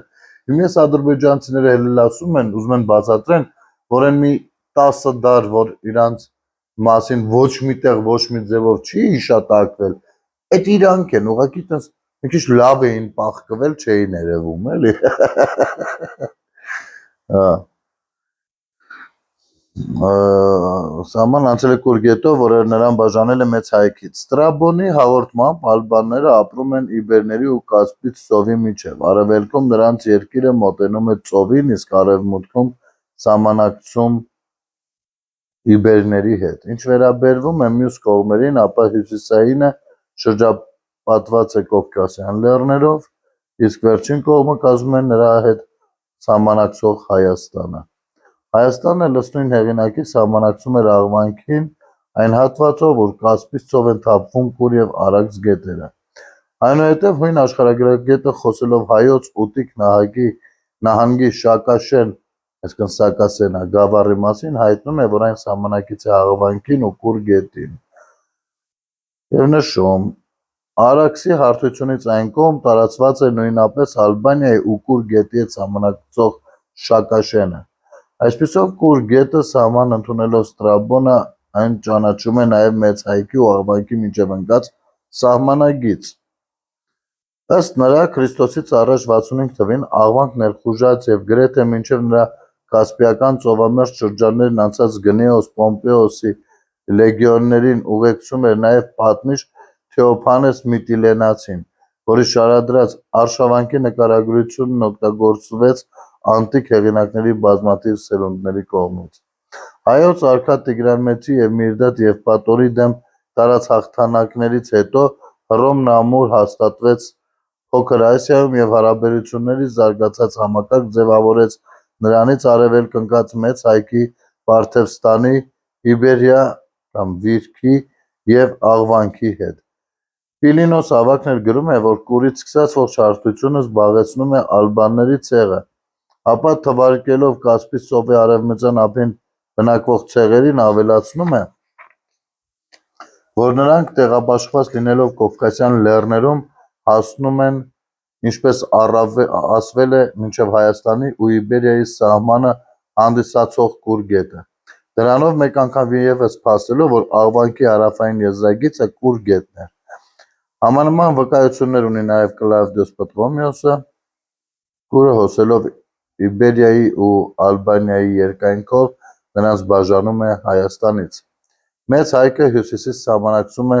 Կոլխիզիայի մի մասի Իբերիայի ու Ալբանիայի հետ վերոհիշյալ գծով, որ անցնում է Կուր գետով։ Հայկական մարզերը շրջապատված են Եփրատ, Կուր և Արաքս գետերով և այլն։ Անտիկ հեղինակներից Պլութարքոսը տեղեկացնում է, որ աղվանները 66-65 թվերի ձմռանը Պոմպեոսի վրա հարձակվելիս անցել են Կուր գետը, ինչպես և երկու անգամ Կուր գետն է անցել նաև ինքը Պոմպեոսը։ Հունահռոմեական հեղինակներից հետո բուն Աղվանքի սահմանների մասին խոսում են հայ պատմիչներն ու աշխարհագրագետները, որոնցից առաջինը եղել է Փավստոս Բյուզանդը, ինչպես նշել է Հարությունյանը, մեծ կարևորություն տալով Մեծ Հայքի հյուսիս-արևելյան երկրամասերին, որպես Կովկասյան լեռնականների հնարավոր հարձակումներից պաշտպանվելու առաջին բնագծի, Տրտատ III Սանատրուկ Արշակունու հետ միասին արևելք է ուղարկել Գրիգոր Լուսավորչի թոռ Վրթանեսի ավագ որդի 15-ամյա եպիսկոպոս Գրիգորիսին, որոնց առաքելության հետ հայոց արքունիքը որոշակի քաղաքական խնդիրներ է հետապնդել։ Պատանի Գրիգորիսը նշանակվել է ոչ միայն հայոց հյուսիս-արևելյան կողմերի եպիսկոպոս, այլև ստացել էր վրաց և Աղվանից աշխարհների կաթողիկոսությունը, սակայն Կուրի ձախապնյակում նրա գործունեությունը Տրտատի մահից հետո ավարտվել է անհաջողությամբ, որը պայմանավորված է եղել նաև Սանատրուկ Արշակունու դավաճանական վարքագծով։ Պատանի կաթողիկոսը Մազգթաց Սանեսան թագավորի հրամանով սպանվել է Կասպից ծովի ափին գտնվող Վատնյան դաշտում, իսկ Սանատրուկը օգտվելով ստեղծված քաղաքական անկայուն վիճակից տիրացել է իր կառավարությանը հանձնված փայտակարան քաղաքին ու իրեն թագավոր հռչակել նպատակ ունենալով տիրելու ողջ Մեծ Հայքին, իսկ Սանատրկոյի թագ Կապյալ Ինքեան ունի քաղաքն փայտակարան զորությամբ օտար ազգաց խորհեր տիրել բոլորումս հայոց։ Տրտատ III-ին հաջորդած ասում ուրիշների ձեռով այս տարածքը վերցրեց էլի իրան այսօր էլ ենք տենում տես բաներ։ Կրտած երրորդին հաջորդած Խոսրով Կոտակը կազմակերպել է պատժիչ արշավանք դեպի Փայտակարան, որին մասնակցել են նաև հռոմեական զորքերը Անտիոքոս զորավարի գլխավորությամբ։ Ըստ Մովսես Խորենասու, Անտիոքոս զորավարը առյալ ընդ յուր զմիհրան և զբագարար զորոք յուրյանց և միահամուռ ամենայն հյունականոքն խաղայ իվերայ սանատրկոյ։ Գրեք էլի նոր, ասենք ինչ կարիք կար։ Բնագիրը դրել եք։ Իսկ նորա պարսկական զորոք լցյալ քաղաքն Փայտակարան ինքն արքային շապուղ փութացյալ անկանի հանդերձ աղվանից նախարարոք։ Զուր շրիֆտն էլ ամենավատը այն է, որ շրիֆտն էլ հենց այդտեղ են վատը ընտրել, էլի սովորական խոսքինը բանը շատ պարզ շրիֆտ է, այստեղ ոնց որ դիտավորյալ էտրանով էլ անարած լինեն։ Զոր տեսի, այն որ սա ան իրար նման են, սա իրար նման է։ Զոր տեսալ Անտիոքայի, եթե ոչ ի հնազանդություն խաղաղության նվաճեցան հրաման տայ առիվ իշխանություն պառակտելոցն նվազեցուցանել և յուր ժողովյալ զհարկն առ կայսր գնաց։ Ինչպես նշում է Հարությունյանը, Փայտակարանը հիշյալ իրադարձությունների ժամանակ հանդես է գալիս որպես հայոց թագավորության հեռավոր արևելքում կարևոր կենտրոն, կառավարվում էր մի քանի արքունի վերակացուների կողմից և մեծ դեր էր կատարում երկրի հյուսիսարևելյան սահմանագլխի պաշտպանության գործում։ Մասկթած Սանեսան թագավորի ավերիչ աշխատանքի ժամանակ, որը տեղի է ունեցել հավանաբար 331-332 թվականներին, Փայտակարանը չի հիշատակվում։ Մովսես Կաղանկատվացու հաղորդմամբ իբրև թե Սանատրուկն իշխել է Աղվանքում, Փայտակարան քաղաքում և եկած դիմակաց հայոց այն դեպքում, երբ Փայտակարանը երբեք Աղվանքի մաս չի կազմել։ Իսկ Սանատրուկն էլ ոչ միայն հայոց թագավորի դեմ է դուրս եկել, այլև փորձել է տիրել հայոց թագավորությանը։ Իսկ Փավսոս Բյուզանդը պատմելով 4-րդ դարի 30-ական թվականներին Մասկթած թագավոր Սանեսանի գլխավորությամբ հյուսիսային Վաչկատուն ցեղերի Հայաստան արշավելու մասին ասում է, որ նրանք անցնելով Կուր գետը անմիջապես հայտնվում են Հայաստանում։ Հայ-պարսկական 360-370-ական թվերի կռիվների մասին խոսելիս Բյուզանդը գրում է, որ հայերը սպարապետ Մուշեղ Մամիկոնյանի գլխավորությամբ դուրս գալով Արշակ II-ի դեմ ապստամբած կազմից աշխարհի դեմ, որի կազմում է գտնվել Փայտակարան քաղաքը, ճնշել է անջատողական շարժումը Կասպքում և երկրամասի կառավարումը հանձնեց արքունի գործակալներին ու վերակացուներին, ետ գրավելով Հայաստանից նրա խլած գավառները։ Աղվանքի թագավորությունը դաշնակցային սերտ կապերի մեջ է եղել Հայաստանի հետ, կրելով նրա քաղաքական ու մշակութային ազդեցությունը։ Աղվանքի թագավորության զորքերը իրենց կառուցվածքով և զենքով նմանվել են հայկականին, իսկ Տիգրան B մեծի բանակում նրանք կռվել են հռոմեական նվաճողների դեմ։ Աղվանք ներխուժած Կանիդիոս Կրասոս զորավարը Քրիստոսից առաջ 36 թվին Աղվանից Զոբեր թագավորին ստիպել է վերստին ճանաչել Քրիստոսից առաջ 65 թվականի պայմանագիրը։ Մեծ հայքում Քրիստոսից առաջ 20 թվին Հռոմի դեմ մղված ապստամբությունից հետո Աղվանքը փաստորեն անկախացել է։ Աղվանքից արևելք Քրիստոսից հետո 2-րդ դարից արդեն գոյություն է ունեցել Մասկթած արշակունիների թագավորությունը։ Ի տարբերություն հայ արշակունիների, որոնք սկզբից ևեթ ձգտել են երկիրը պահել Պարսկաստանից անկախ վիճակում, Աղվանքի արշակունի թագավորները 4-րդ դարից ենթակա լինելով պարսից արքունիքին, հաճախ նրա հրահրումով ասպատակել են հայկական սահմանամերձ գավառները։ Սակայն Սանեսան և Ուռնայր թագավորների նման փորձերը ձախողվել են։ Մասկթած արշակունի վաճառական առաջին քաջ թագավորը 315 թվականին ընդունել է քրիստոնեություն։ Ուշ ավանդույթը դա վրիպմամբ վերագրել է Ուռնայր թագավորին։ Իսկ Արսվաղեն կամ Եսվաղեն թագավորը 422-423 թվականներին ընդունել եւ օժանդակել է Մեսրոպ Մաշտոցի առաքելությունը աղվան հոգետրական Բենյամինի օգնությամբ ստեղծելու աղվաներենի Այբուբենը։ Սակայն Մաշտոցի եւ աղվան վարդապետ Բենյամինի ջանքերով ստեղծված աղվանից գիրն ու գրավոր մշակույթը համեմատաբար սահմանափակ զարգացում ունեցան եւ շուտով հատկապես Զ դարում աղվանքի վարչական ու հոգևոր կենտրոնների կուրի էթնիկապես հայկական աջափնյակ տեղափոխվելուց հետո այդ երկրի քրիստոնյա հասարակության զարգացումն ընթացավ առավելապես հայկական գրավոր մշակույթի հիմնաբազայի վրա, գրում է Հակոբյանը։ Ժամասացության լեզուն նախապես եղել է հունարենը, սակայն Եսվաղեն թագավորի օրոք փոխարինվել է հայերենով 414-444 թվականներին։ Եսվաղենն արքունի ծախսերով հոգացել է նաև երկրի նորաբաց դպրոցների կարիքները։ Հիմնվելով Մովսես Դասխուրանցի պատմության տվյալների վրա, ուսումնասիրողների մեծ մասը կարծել է, որ աղվենի եկեղեցական կանոններն ընդունվել են 5-րդ դարի վերջին կամ 6-րդ դարի սկզբին աղվանից թագավոր վարչական բարեպաշտի նախաձեռնությամբ կայացած ժողովում, սակայն Հովհաննիսյանը համադրելով աղվենի Աշտիշատի և Շահապիվանի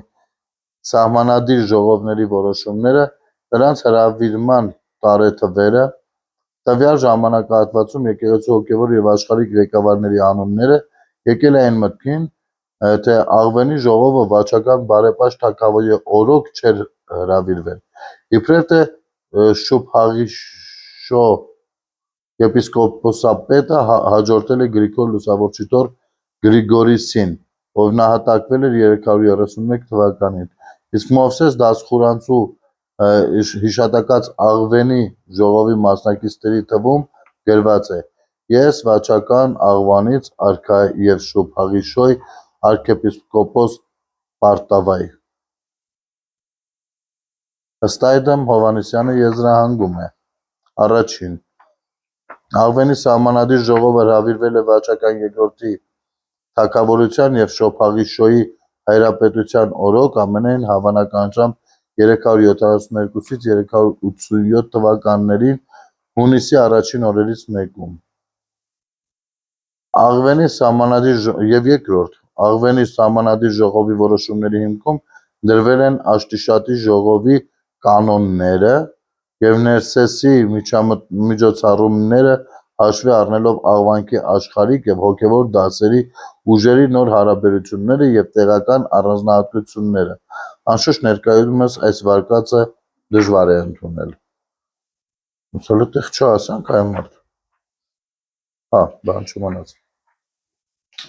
Արդեն ժամ 23 րոպե է, մի քանի րոպեից կպրծնենք։ Աղվանից վաղ եկեղեցու եպիսկոպոսական աթոռանիստ կենտրոններ են եղել Կապաղակը, Չողը, Շաքին, Հոշան և այլն։ Ընդունելով հայ եկեղեցու անմիջական ազդեցությունը, աղվանից եկեղեցու առաջնորդները հիմնականում գործել են հայոց կաթողիկոսների հետ համակամ եղբայրությամբ և անգքակ ուխտյո համատեղ հանդես եկել դավանանքի ու քաղաքացիության կարևորագույն հարցեր քննարկած մի քանի եկեղեցական ժողովներում։ Ըստ մի տեսակետի Դվինի 507 թվին ժողովում աղվանից եկեղեցին նույնպես մերժել է Քաղկեդոնի ժողովը։ Այս ժողովում որոշվում են հետևյալ խնդիրները. Ա. Հայերը, հույները (Զենոն և Անաստաս Կայսեր ժամանակ) վրացիք և աղվանք ընդունում են միմիայն 3 տիեզերական ժողովներ, բացի այդ ժողովներից ոչ մի ուրիշ տիեզերական ժողով չեն ընդունում, որ ասել է, թե առանց ասելու, թե Քաղկեդոնի ժողով չենք ընդունում։ Իսկ 555 թվի Դվինի եկեղեցական ժողովում հայ և աղվանից եկեղեցիները վերջնականապես խզել են հարաբերությունները բյուզանդական եկեղեցու հետ։ Ներսես Բ. Աշտարակեցի կաթողիկոսը 555 թվին Խոսրովի 24-րդ տարում ժողով արավ Դվինում եւ որոշեց մերժել Քաղկեդոնը, տոնել ծննդյան եւ մկրտության տոնը հունվարի 6-ին, ինչպես տոնում էին հայերը առաքյալներից սկսած, վրացի աղվանները, կապված լինելով նույն դավանությամբ հայերի հետ, բոլոր դավանաբանական ժողովներում մասնակցում էին հայոց հետ միասին, նրանց կաթողիկոսությունները ձեռնադրություն ստանում էին հայոց հայրապետներից։ Դվինի 609 թվի ժողովում Աբրահամ կաթողիկոսի օրով հայ եւ վրաց եկեղեցիները բաժանվել են Աբրահամ կաթողիկոսի օրով 609 բաժանվել են։ Աբրահամ կաթողիկոսի օրով 609-ից 610 թվին գումարվեց Դվինում ժողով մասնակցությամբ հոգևորական եւ աշխարհական անձանց եւ դրանց միջոցով քննվեց վրաց կաթողիկոսի քաղկեդոնական լինելու խնդիրը եւ ընդհանուր վճռով ընդունվեցին վրացի քաղկեդոնիականներ, հետևող իրենց կաթողիկոս Կյուրիոնին եւ բոլորովին բաժանված համարվեցին դավանակից հայերից։ Էդի 609 թվականին ա եղել։ Մեծ հայքի թագավորության 385 թվի կամ 387 թվի բաժանումից մի քանի տասնամյակ անց Արցախ եւ Ուտիկ նահանգները Սասանյան Իրանը միացրել է Աղվանքին, ստեղծելով առանձին մարզպետություն։ Այս դրա համար է սրանց ալբանացիների պատմությունը պետք էլի, որ Արցախն ու Ուտիքը համարեն պատմական իրենց տարածքները, հասկանում։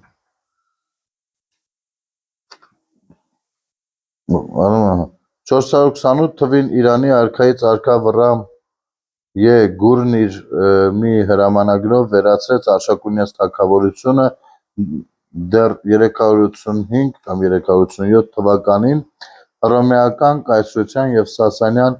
Պարսկաստանի միջև բաժանված հազարամյա անկախ պետականություն ունեցող մեծ հայքի արևելյան հատվածում եւ մարզպետության վերածված արմինահայք երկրից կտրելով նրա հյուսիսարևելյան Ուտիկ նահանգը ընդգրկեց այն իր տերության նորաստեղծ մարզպանություններից մյուսի կազմում, որն ստացել էր Առան անունը։ Նրա որդի Հասկերտ B. արքայից արքան 449 թվերին իր հակաքրիստոնեական հալածանքների շրջանում նույն մարզպանության մեջ մտցրեց նաև Ուտիքի հարևան Արցախ հայկական նահանգը։ Մարզպանական Աղվանքի կազմ մտած հայկական գավառներում շարունակել են գոյատևել հայ իշխանները, որոնց թվում եւ արքայական դինաստիան արդեն առանշահիկ տիտղոսով։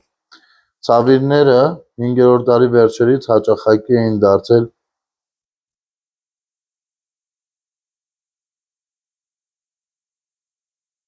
Սավիրները, ուրեմն ում հետագայում փոխարինեցին թուրքյուտները եւ խազարները կամ խազիրները 5-րդ դարի վերջերից հաճախակի էին դարձել այսերկովկաս ներխուժումները, ինչի պատճառով Կավատ առաջինը երկրորդ անգամ 498-ից 531 թ. եւ նրա որդի Խոսրով առաջին Անուշիրվանը 531-579 թ. վերանվաճելով ծովափնյա Չող Դերբենդն ու հարավային Դաղստանի մի շարք ազգագավառներ, կառուցեցին Դարբանդի սահմանային քարե պարիսպները։ Ըստ Մովսես Դացխուրանցու ներկայացրած մի ավանդույթի, Աղվանքի Վաչե B. թագավորն է 5-րդ դարում հիմնել Պարտավ մայրաքաղաքը, սակայն իրականում այն ըստ հավաստի աղբյուրների կառուցվել է Կավատ առաջինի հրամանով 6-րդ դարի սկզբներին, այսինքն հավանաբար վաչագան բարեպաշտի մասնակցությամբ։ Արաբական տիրապետության հաստատումից հետո Աղվանքը մտնում էր խալիֆայության արմինա-վարչական միավորման մեջ, իսկ քաղաքներում Պարտավում, Դերբենդ չողում, Շամախիում հաստատվել են արաբական զորամասեր եւ նրանց հետ եկած իսլամադավան քոչվոր ցեղեր։ Խալիֆայության դեմ 8-րդ դարի երկրորդ կեսերից 755 թվական սկզբնավորվել է մի շարժում, որն անվանել են Խուրամյանների շարժում կամ Բաբեկի ապստամբություն։ Բաբեկի ապստամբություն ծանոթ է։ Շարժումը ճնշելուց եւ Բաբեկին ձերբակալելուց հետո 837 թվական Աղվանքի տերը ճանաչվել Խաչենի իշխան Սահլ Սմբատյան առանշահիկը, Բատրիկ Ռանի տիտղոսով։ Աշխուժացել են Գորոզուի, Փարիսոսի և Գարդմանի տեղական իշխանությունները։ Թուլացող արաբական խալիֆայությունը 9-րդ դարի վերջում ճանաչել է հայոց բագրատունիների թագավորությունը, նաև հաջորդ դարում Խաչենի, Փարիսոսի, Գորոզուի դիզակի իշխանների, նախկին Արցախ և Ուտիկ նահանգների տարածքում թագավորական լիազորությունները, որոնք սկզբնապես մտել էին Անի Շիրակի թագավորության կազմի մեջ։ Ոստը բացատրություն կա։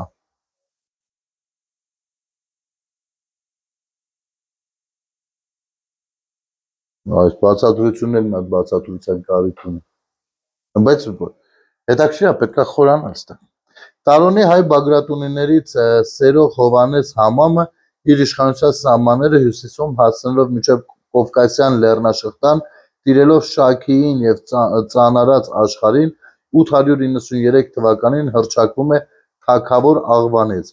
Համան բարեպաշտի մահից հետո թագավորությունը ժառանգել է նրա որդի Ատրներսեհը, իսկ նույն ժամանակ 10-րդ դարի սկզբին Կուր գետից հարավ մինչև Մռավի լեռները Փարիսոս (այժմ Ղալաքենդ) կենտրոնով ձևավորվել է Սահլ Սմբատյան առանշահիկի թոռ Գրիգորի որդու Սահակ Սևադայի իշխանությունը։ Սահակ Սևադային արդեն մենք հանդիպում ենք Աշոտ Երկաթի պատմության մեջ, Աշոտ Երկաթի ժամանակակիցն է։ Նրա թոռ Հովհաննես Սենեքերիմն էլ արդեն թագավոր է, հռչակվել 960-ական թվականներին։ Այս թագավորը իբրև Անի բագրատունիների վասալ գոյատևել է մինչև 11-րդ դարի կեսը, մինչև Գրիգորի որդի Փիլիպպեի ուխտադրուժ սպանությունը Գանձակի Ամիրա Փագլունի կողմից։ Թագավոր Աղվանից տիտղոսն այնուհետև կրել են Լոռու Կյուրիկյանները, իսկ անդրկուրյան աղվանքում Շաքի հերետ աշխարհում մինչև 950 թվական թագավորել է Համամը նույն Հովհաննեսն էր, որդի Ատրներսեհը թագավոր Աղվանից տիտղոսով։ Սրա հաջորդը իշխանիկը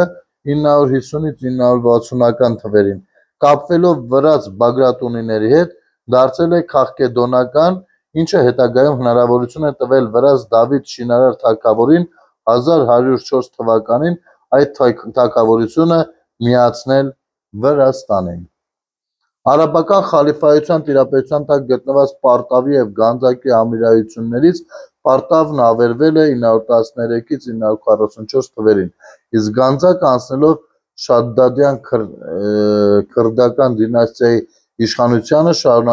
շարունակել է բարգավաճել։ Շամախիի Ամիրան ընդարձակելով իր իշխանությունը հասցրել է մինչև Բաքու, Դերբենդ և հիմնադրել Շիրվանշահերի թագավորությունը, իսկ Շադդադյանները, նաև մյուս մահմեդական իշխանները գրավել են Դաշտային Ղարաբաղը։ Ով էր հասել Բաքու, Շամախիի Ամիրան։ Թուրք սելջուկների 11-րդ դարի կեսերին սկսված արշավանքների հետևանքով Միջին Ասիայից թուրքական քոչվոր ցեղերը հեղեղելով Կուր և Արաքս գետերի ստորին հոսանքներն ընդգրկող դաշտավայրերը, դրանք դարձրեցին ամառային ալոտավայրեր։ Սելջուկ թուրքերի, այնուհետև թաթար մոնղոլների ասպատակությունները խափանեցին աղվանքի զարգացումը, փոխեցին Ուտիկի դաշտային մասի էթնիկական կազմը։ Երկրում տիրապետող դարձան միջինասիական օղուզա-թուրքմենական ցեղերը, իսկ աղվանք անվանումը մնաց իբրև Գանձասարի եկեղեցական թեմի անուն, որը դարձավ Ղարաբաղի հայ մելուքությունների հոգևոր կենտրոնը։ Այսինքն հետո մենք մի քանի դար աղվանքը կիրառել ենք, բայց արդեն որպես թեմ։ Հավելենք, որ աղվանքն ունեցել է ոսկու, արծաթի, երկաթի և պղնձի հանքեր։ Հայ և բուն աղվան բնակչությունը մշակել է բամ, բակ, բրինձ, խաղող, տարբեր մրգեր և այլն, արտադրել է ձեթ, մեղր, արդյունահանել է նավթ, մետաքս, աղ, տորոն։ Երկրում եղած թռչուններից էին արծիվը, բազեն, օրին, արջնագռավը, լաշքարշը, կամ լաշհավ, փասյանը, կատակ-հավը, կաքավը, սալամփը, կաքավազգի թռչուն, սասարքը, կենթանիներից առյուծը, անգամ առյուծ է եղել, հա, ինձը, հովազը, գայլը, արջը, վայրի էշը, բազմաթիվ ձկնատեսակները եւ այլն։ Ֆու, այս բարդ էր, շատ բարդ էր գալիս, բայց գիտեք, այս այն ծանոթությունների փուլն է, որը որ չի կարա բարդ չգա, որովհետեւ հեղինակի անհանգստություններ կարելի է հասկանալ, էլի, բարդ է տանում, որպեսզի մաքսիմում օբյեկտիվությունը տեսանելի լինի, ամենատարբեր մեջբերումներով, անգամ տողերա մեջբերվում, էլի, ասես անընդհատ այդ տողերը, մուգ, բաց գույներով շրիֆտները, բարդ էր այս ընթացքը, բայց հետաքրքիր էր, ընդհանուր, չգիտեմ, լսելու պարագայում ոնց է անցալվում, բայց ընթերցելու պարագայում ամենայն դեպս ահագին բան հասկացանք։ Այսօր սա էր, վաղը կընթերցենք արդեն շարունակությունը, ես տենց գլուխներով, ենթավեռնագրերով կգնամ մշտապես ու հետո արդեն կանցնենք այս քարտեզներն էլ զուգահեռ կուսումնասիրենք, բավականին հետաքրքիր քարտեզներ կան, ավելի լավ պատկերացնելու տարածաշրջանը։ Դե ինձ սա #2-ի տակ կգնա, ասեմ, որ մշտապես նույն կազմով նկարնալիներով, պարզապես նրանք, ովքեր դեռ կհետաքրքրվեն, դեռ կցանկանան լսել շարունակությունը, կարող են հետևել #-ին, այնտեղ առաջինը 1 է, սա 2, հետո 3, 4, 5, տենց թվային զարգացման աճման կարգով։ Շնորհակալություն դիտելու եւ տարածելու համար, ցտեսություն։